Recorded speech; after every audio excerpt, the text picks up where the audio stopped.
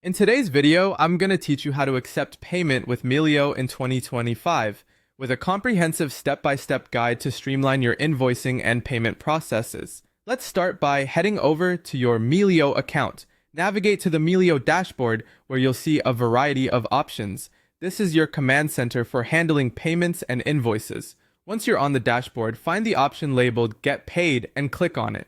This takes you to a more focused section dedicated to your incoming payments. Next, you'll want to select the Payments tab.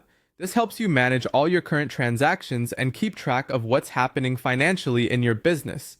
With this setup, you can oversee every payment seamlessly, providing an organized space for you to confirm incoming funds and expected payments. Moving forward, you'll need to create an invoice. Find and click on the button labeled Create Invoice. This action will open up a blank invoice template for you to fill out. If your business frequently sends invoices, you'll appreciate the simplicity and efficiency this provides. The invoice platform is user-friendly, ensuring that even those new to handling online payments will find it straightforward and accessible.